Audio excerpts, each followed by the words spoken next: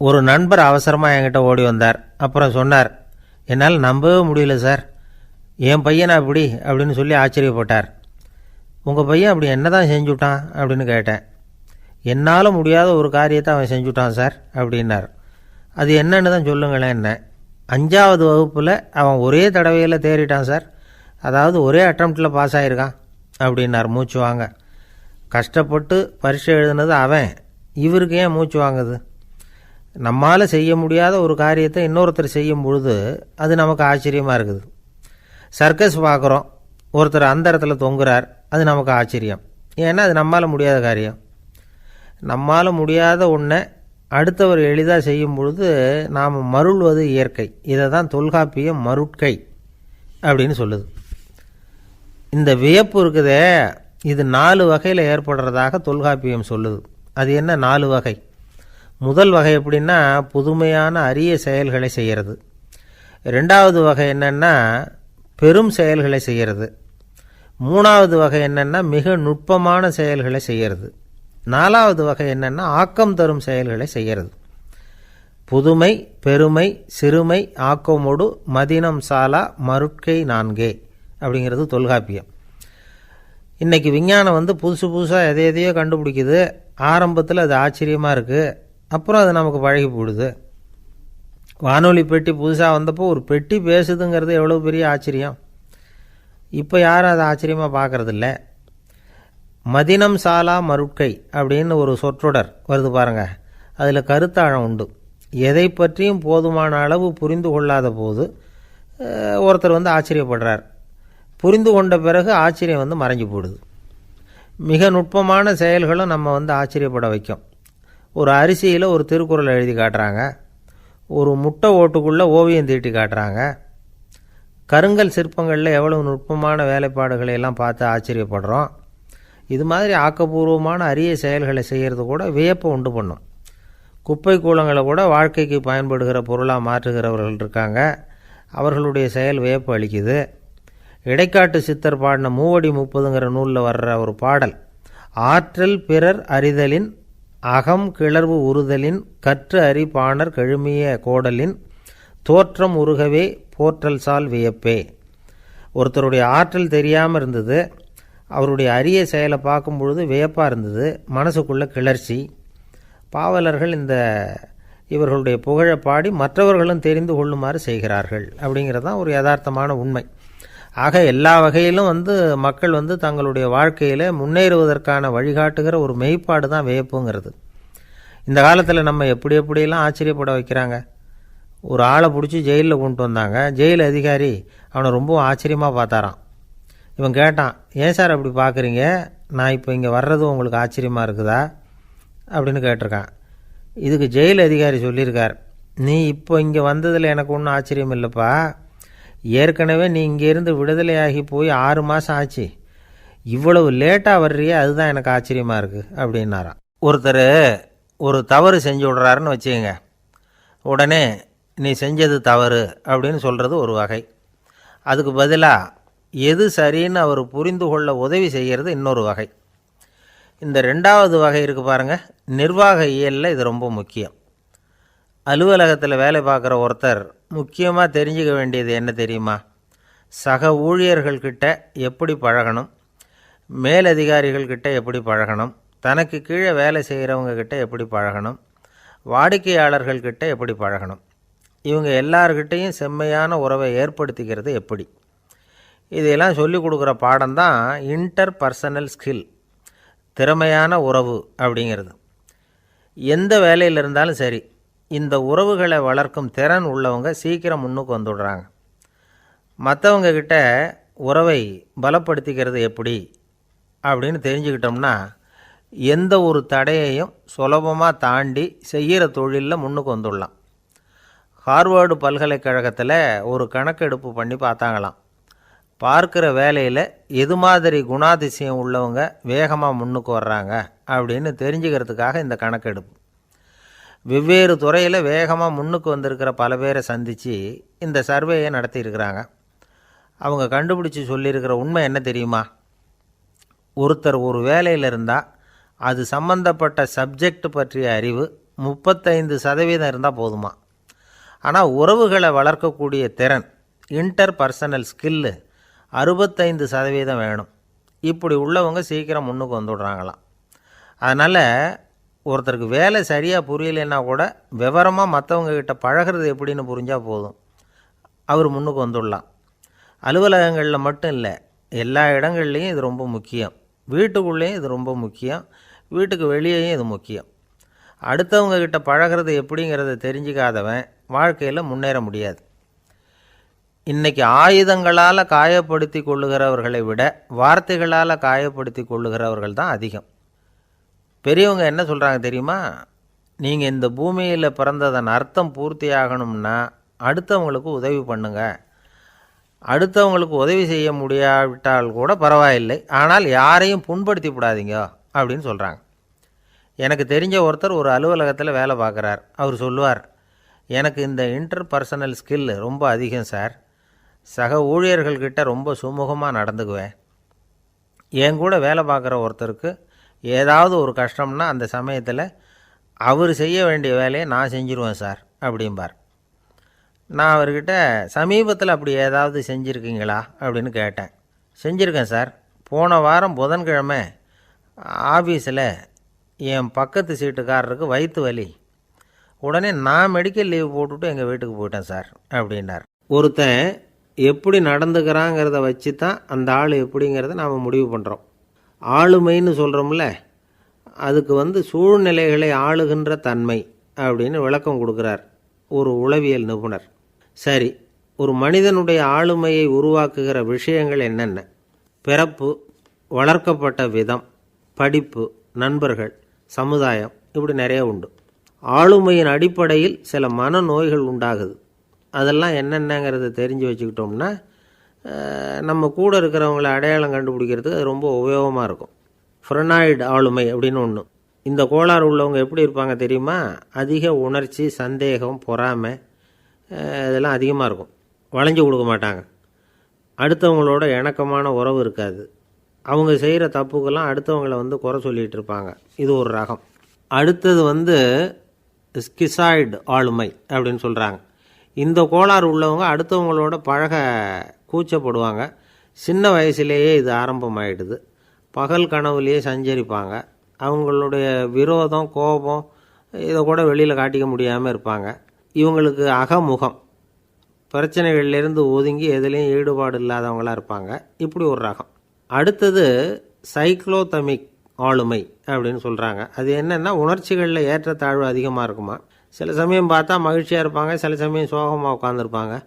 அவங்க மனநிலைக்கு தகுந்த மாதிரி சமூக நிகழ்ச்சிகளில் பங்கெடுத்துக்குவாங்க. இன்னொரு வகை என்னென்னா எண்ணப்பீடிகை ஆளுமை அப்படின்னு பேர் வச்சுருக்கிறாங்க. அதுக்கு இவங்களுக்கெல்லாம் கரெக்டாக இருக்கணும். எல்லாம் சட்டத்திட்டம் எதுலேயும் ஒரு ஒழுங்குமுறை, இப்படி எதிர்பார்க்குற மனோபாவம்.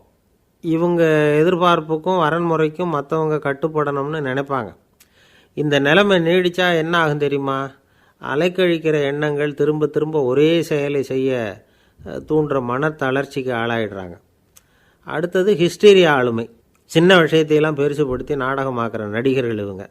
உணர்ச்சி அதிகம் உள்ளவங்க. இவங்க மன எழுச்சியில் பக்குவமின்மை, குழந்தைத்தனம், முதிர்ச்சியின்மை எல்லாம் இருக்கும். தன்னலம் மிக்க குணம். பிறர் தன்னை மட்டுமே கவனிக்கணும்னு நினச்சி செயல்படுறது, இதெல்லாம் இவங்க அடையாளம். அடுத்த ரகம் எப்படின்னா வளர்ச்சியற்ற ஆளுமைன்னு சொல்கிறாங்க. அடுத்தவங்களோட இணங்கி போக முடியாதவங்க, அறிவு, மன எழுச்சி, சமூக உறவு இதில் எல்லாம் போதுமான வளர்ச்சியையும் நிறைவையும் பெற முடியாதவங்க. இவங்களால் வாழ்க்கையில் முன்னேற முடியாது. பிச்சைக்காரங்க, குற்றவாளிகள், இவங்ககிட்டெல்லாம் இது மாதிரியான ஆளுமை அதிகமாக இருக்குமா. அடுத்தது என்னென்னா சோர்வுடைய ஆளுமை. எதுலேயும் உற்சாகம் இல்லாமல் சோர்ந்து போயிருப்பாங்க. அதுக்கெல்லாம் நமக்கு வலிமை இல்லைப்பா அப்படின்னு சொல்லிகிட்டு இருப்பாங்க. சின்ன விஷயங்களுக்கெல்லாம் அதிர்ச்சி அடையிறது, வாழ்வின் சுவையை அனுபவிக்க முடியாதவங்க. இன்னொரு ரகம் இது கொதித்தெழும் ஆளுமைங்கிறாங்க. எதுக்கு எடுத்தாலும் ஆத்திரம், குரோதம், வன் செயல் இதிலெல்லாம் ஈடுபாடு, இப்படி உள்ளவங்க. நத்தை வகை ஆளுமை அப்படின்னு ஒன்று. அடுத்தவங்க மேலே விரோதம் இருக்கும், அடிக்கணுங்கிற எண்ணம் இருக்கும். ஆனால் அதை அப்படியே வெளியில் காட்டாமல் அதே சமயம் அமைதியான முறையில் வெறுப்பை வெளிக்காட்டுற ரகம். இவங்கெல்லாம் பேசாமல் கம்முன்னு இருந்துக்கிட்டே நினச்சதை நிறைவேற்றிக்கிடுவாங்க. முன்ஜாக்கிரதை ஆளுமை அப்படின்னு ஒரு ரகமாக. பாதுகாப்பின்மை, சந்தேகம், முழுமையின்மை, அறவேக்காட்டுத்தனம் இந்த மனப்போக்கு அதிகமாக இருக்கிறதுனால அகம்பாவம், புடிவாதம், எச்சரிக்கை எல்லாம் அளவுக்கு மீறி இருக்கும். இதுவரைக்கும் நாம் பேசிக்கிட்டு இருந்த ஆளுமை பண்புகள் அளவுக்கு அதிகமாக போயிட்டுதுன்னா ஆளுமை கோளாறுகள் ஏற்படும். அதன் அடிப்படையில் மனவியாதிகள் வருமா. அதனால் இணக்கமான எல்லாரும் விரும்புகிற இயல்பான ஆளுமையை பெறுவதற்கு நாம் முயற்சி செய்யணும் அப்படிங்கிறது மனோதத்துவ நிபுணர்களுடைய ஆலோசனை. ஒருத்தர் ஒரு மனோதத்துவ டாக்டரை தேடிட்டு வந்தாராம். டாக்டர், எனக்கு மனசில் ஏதோ வியாதி, ஆளுமை கோளாறு, அதாவது எனக்கு சீக்கிரமாக செத்து போனால் தேவையில்லைன்னு தோணுது அப்படின்னாராம். உடனே அந்த டாக்டர், சரி அப்படின்னா இங்கே இருங்க, நான் வைத்தியம் பார்க்குறேன் அப்படின்னாராம். ஒரு ஊரில் ஒரு ராஜா இருந்தார். பெரிய அரண்மனையில் தான் இருக்கிறார். எல்லா வசதியும் இருந்தது. இருந்தாலும் அவர் எல்லாரும் சொல்கிறது எப்படி தெரியுமா, பிச்சைக்கார ராஜா. அப்படி ஒரு பேர் அவருக்கு நிலச்சி போச்சு. ஜனங்களும் சரி, மற்ற தேசங்களில் உள்ளவங்களும் சரி, அவர் அந்த பேர் சொல்லியே குறிப்பிடுறது வழக்கமாக போட்டுது. இது அவருக்கு ரொம்ப கவலையாக போச்சு. என்ன இது, நம்மளை தேடி வர்றவங்களுக்கெல்லாம் நாம் சோறு போடுறோம், நம்ம புகழ்ந்து பாடல் ஏற்றி கொண்டு வர்ற புலவர்களுக்கெல்லாம் அவங்க எப்படி வந்தாலும் ஒருவேளை சோறு போடணுங்கிறது உத்தரவு. இவ்வளவுலாம் செஞ்சும் நம்மளை போய் பிச்சைக்கார ராஜான்னு எல்லாரும் சொல்கிறாங்களே, அது ஏன், எதுக்காக இப்படி சொல்கிறாங்க? இதுதான் ராஜாவுக்கு குழப்பம். சரி, இதை பற்றி நம்ம அமைச்சர்கள்கிட்ட கேட்கலாமா அப்படின்னு யோசனை பண்ணார். இந்த விஷயத்தை போய் அவங்கக்கிட்ட எப்படி கேட்குறதுன்னு அவருக்கு தயக்கமாக இருந்தது. கௌரவ குறைச்சலாக தெரிஞ்சுது அவருக்கு. சரி, சாதாரண குடிமக்கள்கிட்ட இதை பற்றி கேட்கலாமா அப்படின்னு யோசனை பண்ணார். கேட்கலாம், ஆனால் அவங்க யாரும் ராஜா முன்னாடி வந்து நின்று தைரியமாக பேசக்கூடிய அளவுக்கு இல்லை. ராஜாவோட குழப்பம் நாளுக்கு நாள் அதிகமாக போச்சு. கடைசியாக அவர் ஒரு முடிவுக்கு வந்தார். அதாவது இதை பற்றி ஒரு பிச்சைக்காரங்கிட்டே கேட்டு பார்த்துட்டா என்ன. இதுதான் அவர் பண்ண முடிவு. உடனே மாறு வேஷம் போட்டுக்கிட்டு நகர்வலம் போனார். ஒரு பிச்சைக்காரனை கண்டுபிடிச்சார். இதை பாருப்பா, நம்ம ராஜாவை எல்லாரும் பிச்சைக்கார ராஜான்னே சொல்கிறாங்களே, அதுக்கு என்ன காரணமாக இருக்கும் அப்படின்னு கேட்டார். அதுக்கு அவன் சொல்கிறான், இதுக்கான பதிலை இன்னும் ஒரு 30 நாளில் சொல்கிறேன் அப்படின்னா. உடனே இவருக்கு சந்தோஷம். உண்மையை அவங்ககிட்ட சொன்னார். நான் வேறு யாரும் இல்லை, நான் தான் இந்த நாட்டு ராஜா. இப்போ நீ என் கூடவே வந்துடு, அரண்மனையிலேயே தங்கிக்கோ. 30 நாள் கழித்து எனக்கு பதில் சொல்லிவிட்டு அதுக்கப்புறமா நீ போகலாம் அப்படின்னு சொல்லி அழைச்சிட்டு வந்துட்டார். அரண்மனையில் ஒரு மூலையில் அவன் தங்கறதுக்கு இடம் கொடுத்தார். தினம் 2 வேளையும் இவனுக்கு சோறு போடுங்க அப்படின்னு உத்தரவு போட்டார். ராஜா கொடுத்த இடத்துல போய் உக்காந்துக்கிட்டான் அந்த பிச்சைக்காரன். தினமும் அந்த அரண்மனையில் நடக்கிறதையெல்லாம் கவனிச்சிக்கிட்டு வந்தான். வேளைக்கு சாப்பாடு வரும், சாப்பிட்டுக்கிட்டு இருக்கான். இப்படி 30 நாள் முடிஞ்சுது. ராஜா வந்தார். என்ன, என்னோட கேள்விக்கு பதில் என்னன்னு கண்டுபிடிச்சிட்டியான்னார். கண்டுபிடிச்சிட்டேன்னா. என்ன எல்லாரும் பிச்சைக்கார ராஜான்னு சொல்கிறாங்களே, அது நியாயமாக படுதா உனக்குன்னு கேட்டார். நியாயமாக தான் படுது, சந்தேகம் இல்லாமல் நீங்கள் பிச்சைக்கார ராஜா தான். என்ன தான் நீங்கள் வசதியோடவும் படைபலத்தோடவும் இருந்தால் கூட நீங்கள் எங்கள் வர்க்கத்தை சேர்ந்த ஆசாமி தான் அப்படின்னு அடித்து சொல்லிவிட்டான் அந்த ஆள். ஏனால் அப்படி சொல்கிறேன்னு கேட்டார் இவர். அரசே, ஒரு உண்மையை கண்டுபிடிச்சி சொல்கிறதா நான் உங்ககிட்ட சொன்னேன். நீங்கள் ராஜ பரம்பரைன்னா உடனே உங்கள் கழுத்தில் கிடக்கிற முத்து மாலையை கழட்டி பரிசாக கொடுத்துருப்பீங்க, பொன்னையும் மணியையும் கொடுத்துருப்பீங்க. ஆனால் நீங்கள் அப்படி செய்யலை. என்னை ஒரு மூலையில் உட்கார வச்சு 2 வேளை சோறு போட சொன்னீங்க. உங்களை தேடி யார் வந்தாலும், யார் பாராட்டி பேசினாலும் அல்லது பிரச்சனைகளை சொன்னாலும் நீங்கள் செய்கிற ஒரே காரியம் சோறு போடுறது தான். பிச்சைக்காரனுக்கு சோறு மட்டும்தான் உலகம். உங்கள் விஷயத்துலேயும் நீங்கள் அப்படி தான் நினைக்கிறதாக தெரியுது. நல்லா கவனிங்க. எந்த ஒரு பிரச்சனைக்கும் சோறு தான் முடிவுன்னு நினைக்கிறீங்க பாருங்கள். நீங்கள் சந்தேகமில்லாத எங்களை சேர்ந்த ஆள் தான் அப்படின்னு விட்டான் அந்த பிச்சைக்காரன். அதுக்கப்புறம் தான் அந்த ராஜா தன்னுடைய தவறுகளையெல்லாம் திருத்திக்கிட்டாராம். பசின்னு வர்றவங்களுக்கு சோறு தான் போடணும், அது தப்பு இல்லை. பாராட்ட வர்றவங்களுக்கெல்லாம் சோத்தையே போட்டு அனுப்புனா இப்படி தான் பேர் வரும். எனக்கு தெரிஞ்ச ஒருத்தர் தினமும் யாராவது ஒருத்தரை தன் வீட்டுக்கு அழைச்சிட்டு போவார், சாப்பாடு போட்டு அனுப்புவார். முன்னறிவிப்பு இல்லாமல் திடீர்னு ஒரு விருந்தாளியோட வீட்டில் போய் இவர் நிற்கிறது வழக்கம். அந்த அம்மாவும் இவருக்காக தயார் பண்ணி வச்சுருந்ததை இவர் அழைச்சிட்டு வந்திருக்கிற விருந்தாளிக்கு போட்டுருவாங்க. விருந்தாளி சாப்பிட்டுட்டு போனதுக்கப்புறம் இவர் மனைவிகிட்ட உனக்கு சிரமம் வேணாம் அப்படின்னு சொல்லிவிட்டு பக்கத்தில் உள்ள ஒரு ஹோட்டலுக்கு போய் காசு கொடுத்து சாப்பிட்டுட்டு வந்துடுவார். பல நாள் இப்படி நடக்கும். ஒரு நாள் அவரை தனியாக கூப்பிட்டுக்கிட்டு போய் ஏன் இப்படி பண்ணுறீங்கன்னு கேட்டோம். அதுக்கு அவர் சொல்கிறாரு, எங்கள் வீட்டு சாப்பாட்டிலேருந்து தப்பிக்கிறதுக்கு எனக்கு வேறு வழி எதுவும் தெரியல சார், அதனால தான் இப்படி பண்ணிகிட்ருக்கிறேன் அப்படின்னார் ரொம்ப பரிதாபமாக. ஒரு மனுஷனுக்கு 3 விதத்தில் கர்வம் உண்டாகிறதுக்கு வாய்ப்பு உண்டு. பணம், பதவி, புகழ்.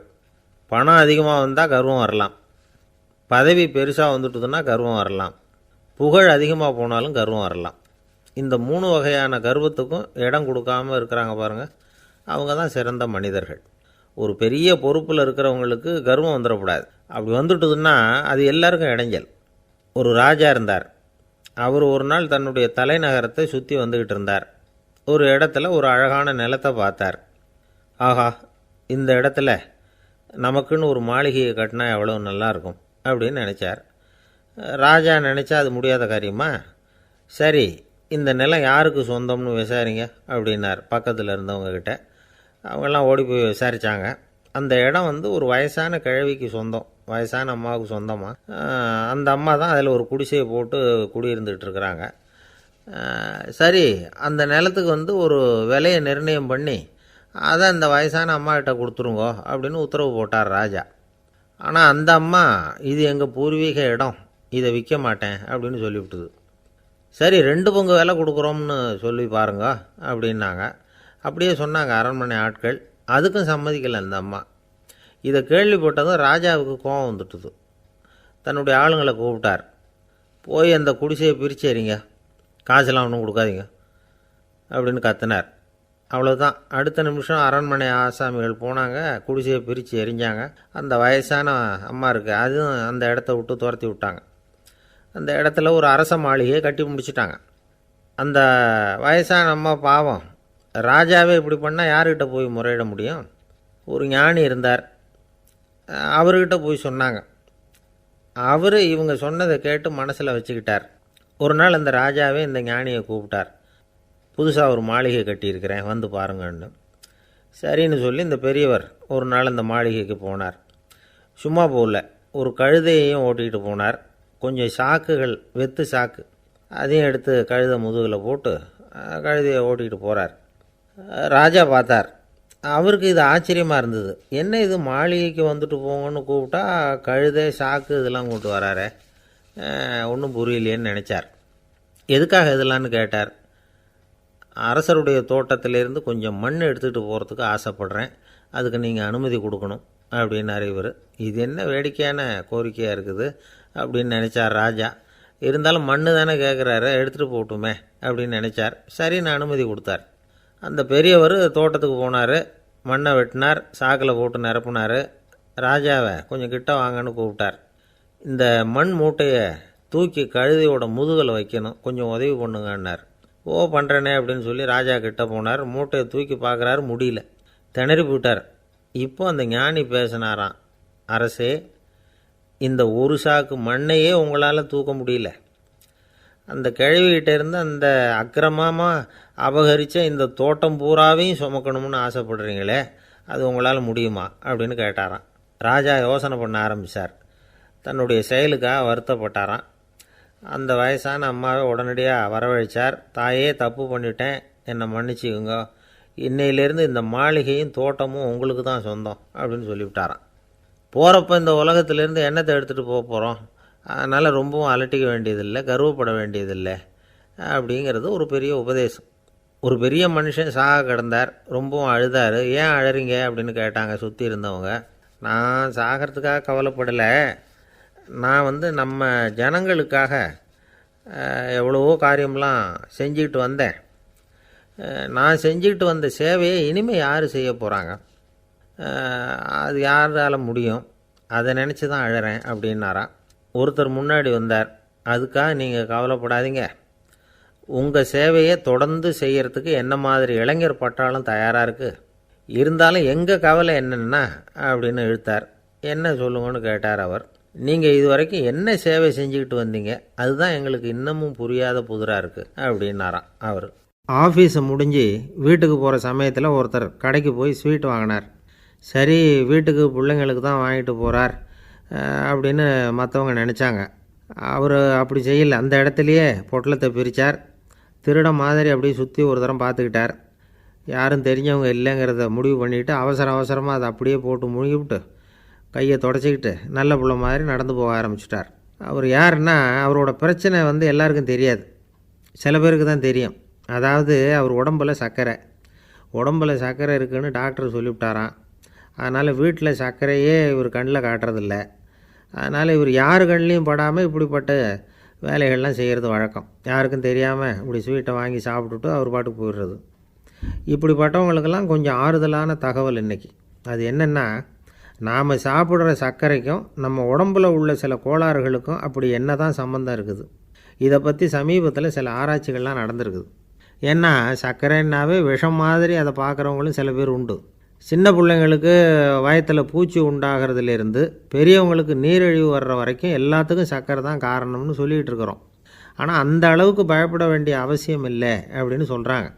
சர்க்கரை வியாதி, இருதய நோய், பித்த நீர்ப்பை நோய், இதெல்லாம் சில நோய்கள்லாம் நாம் சாப்பிட்ற சர்க்கரைக்கும் தொடர்பு இருக்குன்னு நினைக்கிறோம். ஆனால் அப்படி சம்பந்தம் உண்டுங்கிறதுக்கு போதுமான அளவுக்கு ஆதாரம் இல்லை அப்படிங்கிறாங்க ஆராய்ச்சியாளர்கள். ஒரே ஒரு சம்பந்தம் தான் உறுதியாக இருக்குதான். அதுவும் இந்த பல் சிதைவு அப்படின்னு இருக்கு இல்லையா, அந்த சர்க்கரை சாப்பிட்றதுக்கும் இந்த பல் சிதைவுக்கும் சம்பந்தம் இருக்குது அப்படிங்கிறத மட்டும் உறுதியாக சொல்கிறாங்க. சர்க்கரைன்னா நாம் சாப்பிட்ற ஜீனி மட்டும் இல்லை, பழம், காய்கறி, பால், தேன், இப்படி எல்லாத்துலேயும் அது இருக்குது. கேரட்டு கொடுக்குற சத்தில் 88% சர்க்கரை, ஆப்பிள் கொடுக்குற சக்தியில் 95% சர்க்கரை. இது ஜீனி சர்க்கரை, இது ஆப்பிள் சர்க்கரை அப்படிங்கிற வித்தியாசம்லாம் உடம்புக்கு கிடையாது. ரெண்டுமே உடனடியாக சக்தி கொடுக்குது. ஒரு ஸ்பூன் சர்க்கரையில் 16 கலோரி தான் சத்து இருக்குது.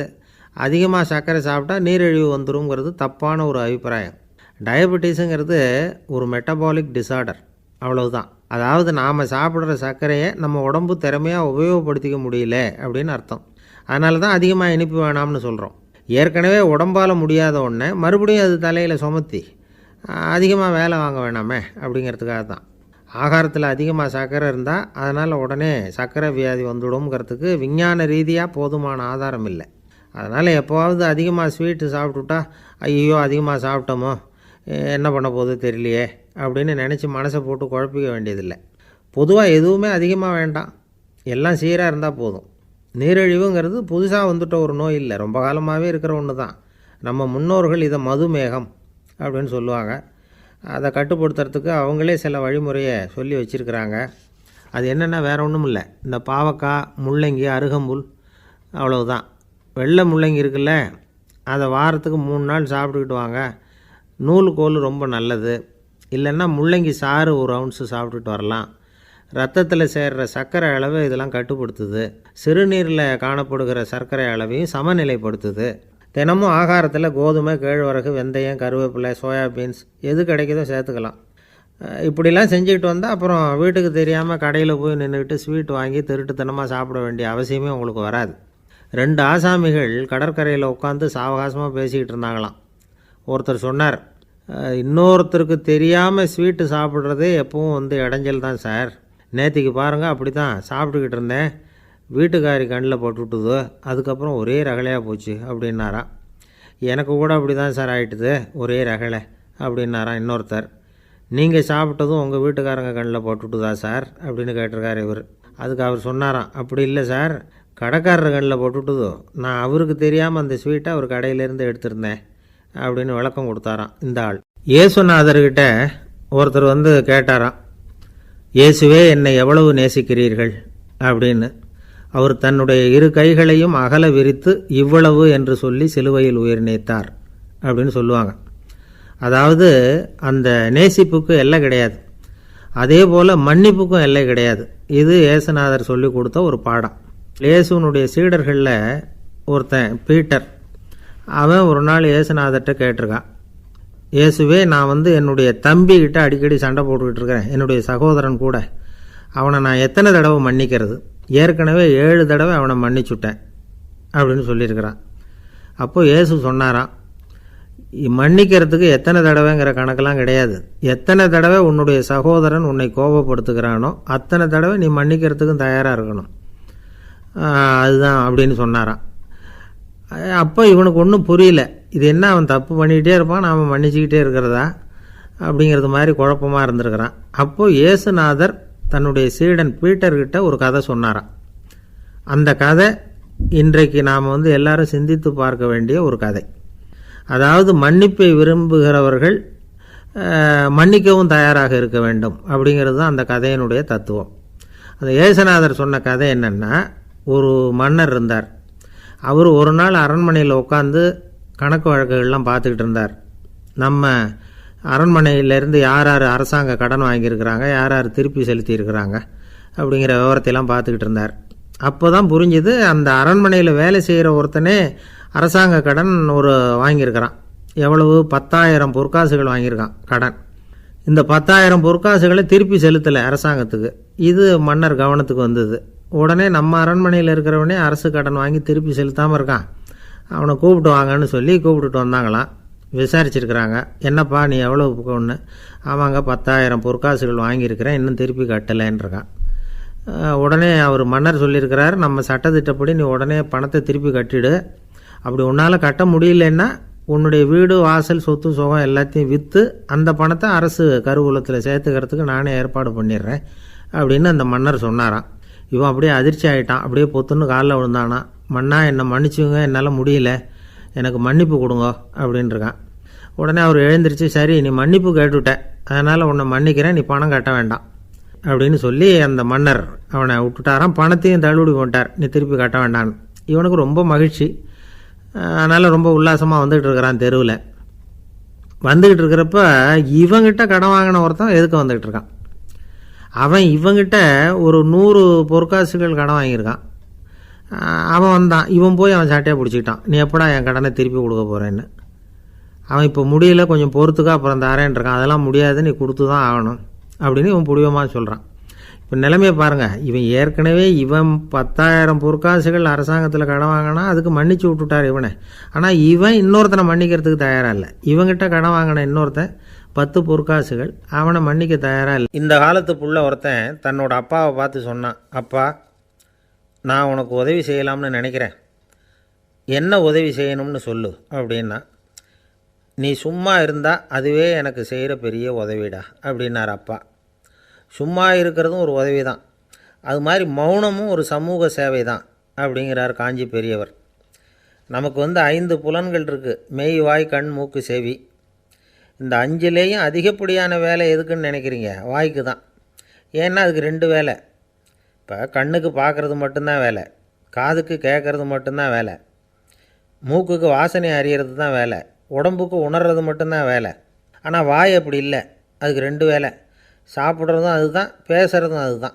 அதாவது வாய் ஒன்று தான் கர்மேந்திரியமாகவும் இருக்குது, ஞானேந்திரியமாகவும் இருக்குது அப்படின்னு சொல்லுவாங்க. சாப்பாட்டில் உட்காந்தா எந்தெந்த ஆகாரம் என்னென்ன ருசின்னு அறிவிக்கிற வேலையும் செய்யுது. சபையில் உட்காந்தா பாடுறது, பேசுறது, சிரிக்கிறது, இது மாதிரியான வேலையும் செய்யுது. இன்னொரு வித்தியாசம், கண்ணு காது மூக்கெல்லாம் ஸ்ட்ரெயின் பண்ணிக்கிட்டு வேலை செய்கிறதில்ல. ஒரு ரோஜா பூ பார்த்தா உடனே மூக்கு அப்படியும் இப்படியும் அசைய ஆரம்பிக்கிறதில்ல. ஒரு சங்கீதத்தை கேட்ட உடனே காது ஆட ஆரம்பிக்காது. ஆனால் வாய் அப்படி இல்லை, அது பேசினாலும் சரி சாப்பிட்டாலும் சரி அசைஞ்சு தான் ஆகணும். ஆக மற்றதை விட வாய்க்கு வேலை ஜாஸ்தின்னு தெரியுது. சாப்பிட்றது பேசுறது அப்படின்னு 2 காரியம் அதுக்கு. இப்படி 2 காரியம் இருக்கிறதுனால அது 2யும் பாதியாக குறைச்சிக்கணுங்கிறது கடவுள் அபிப்பிராயமாக இருக்கணும் அப்படிங்கிறார் காஞ்சி பெரியவர். ஆனால் இப்போ நாம் அப்படியே நடந்துக்கிறோம், அதுக்கு நேர்மாறாக நடந்துக்கிறோம். நாம் சாப்பிட்றதும் அதிகம், பேசுகிறதும் அதிகம், 2 வேலையையும் தேவைக்கு அதிகமாகவே செய்கிறோம். வாய் தான் ரொம்ப ஓவர் ஒர்க்குடு. அதுக்கு ஓய்வு கொடுத்தா உடம்பும் நல்லாயிருக்கும், உலகமும் நல்லாயிருக்கும். மௌன விரதம் இருக்கிறதெல்லாம் எதுக்காக நினைக்கிறீங்க? இதுக்காக தான். இந்த காலத்தில் மௌனமாக இருக்கிறவங்கெல்லாம் மகத்தான தொண்டு செய்கிறாங்க அப்படின்னு தான் சொல்லணும். சத்தம் அதிகமாக போய் தான் சவுண்டு பொல்யூஷன் வருது. அது மட்டும் இல்லை, மௌனமாக இருந்தால் சண்டை சச்சரவே வராது. மௌனம் கலக நாஸ்தி. ஆக இதுவும் ஒரு சமூக சேவை தான். நமக்கு தான் வாய் இருக்குதுங்கிறதுக்காக வசமாக சாப்பிட்றதும் தப்பு, வளவளன்னு பேசுகிறதும் தப்பு. ஒரு கருத்தை சொல்கிறதுக்கு ஒரே ஒரு சொல்லு போதும் அப்படின்னு இருக்கும்பொழுது 2 சொற்களை செலவு பண்ணாதே. எவ்வளவு சொன்னாலும் அதனால் ஒரு பயனும் விளையாது அப்படின்னு தெரிய வருமேயானால் அந்த ஒரு சொல்லையும் விரயம் பண்ணாதே அப்படிங்கிறார் ஒரு அறிஞர். எல்லா குணங்கள்லேயும் மௌனம்தான் சிறந்தது அப்படிங்கிறார் ஒருத்தர். மௌனமாக இருக்கிறது மூலமாக மற்றவர்கள் குறைகளை நம்மளால் தெரிஞ்சிக்க முடியும். அதே சமயத்தில் நம்மக்கிட்ட இருக்கிற குறைகளை மற்றவங்களுக்கு தெரியாமல் மறைச்சிக்கவும் முடியுங்கிறார் அவர். உண்மைதானே? ஒரு பெரிய மேடை பேச்சாளர், பொது வாழ்க்கையில் 25 வருஷ காலமாக ஈடுபட்டிருக்கிறவர். அவர் மனைவி ஒரு நாள் சொன்னாங்க, எங்கள் வீட்டுக்காரர் 25 வருஷ காலமாக பொது வாழ்வில் ஈடுபட்டிருந்தா கூட இந்த மாதம் 10ஆம் தேதியிலிருந்து தான் மக்களுக்கு சேவை செய்ய ஆரம்பிச்சிருக்கார். அப்படின்னு நாங்கள் ரொம்ப பெருமையாக. 10ஆம் தேதிக்கு அப்படி என்ன விசேஷம் அப்படின்னு கேட்டோம். அன்னையிலேருந்து